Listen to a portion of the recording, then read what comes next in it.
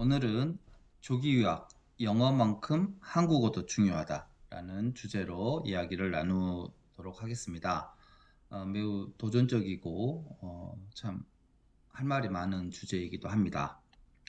조금 더 자세히 말씀을 드리면 영어 올인형 조기 유학 같은 경우, 그러니까 저희가 조기 유학을 하는 이유가 여러 가지 있겠지만 그래도 가장 중요한 이유는 영어 습득에 있는 거는 이제 부정할 수가 없습니다. 하지만 그 영어 습득이라는 목적이 너무 강조가 되는 경우는 이제 다음과 같은 이제 현상이 벌어집니다. 영어에 대한 스트레스가 있기 때문에 조기 유학을 시작하는 시기가 매우 빨라집니다. 그래서 뭐 그레이드 1, 2 때에 따라서는 초등학교 입학 전에 조기 유학을 시작하는 경우가 상당히 많아집니다.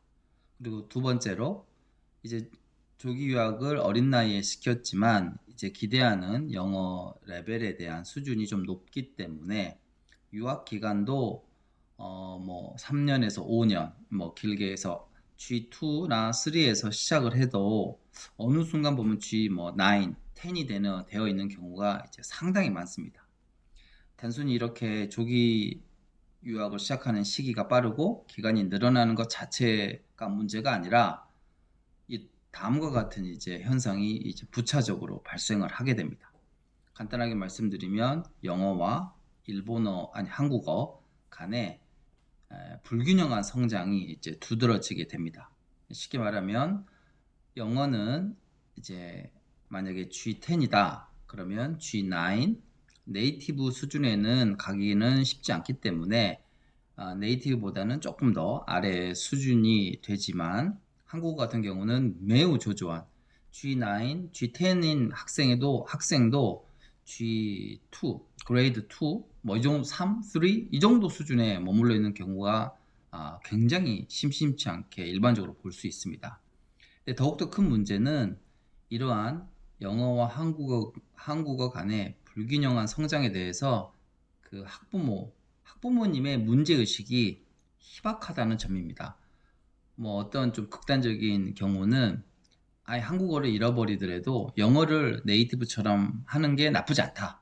이렇게 생각하시는 학부모님들도 계시는 것 같습니다. 경우에 따라서는 많지는 않겠지만 뭐 영어를 매우 잘하고 한국어를 거의 잃어버리는 것 자체는 문제가 되지 않습니다만 제가 계속 이제까지 지속적으로 말씀드렸다시피 조기 유학을 마친 이 다음에 이제 아이는 이제 커리어 개발을 위해서 그 다음 단계로 나아가야 되는데 그러한 경우에 있어서 큰 문제가 발생을 하게 됩니다.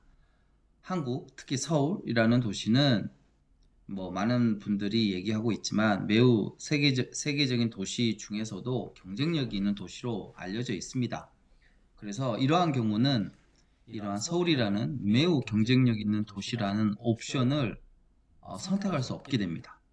어쩔 수 없이 포기를 해야 되는 상황이 이제 펼쳐지는 것이죠.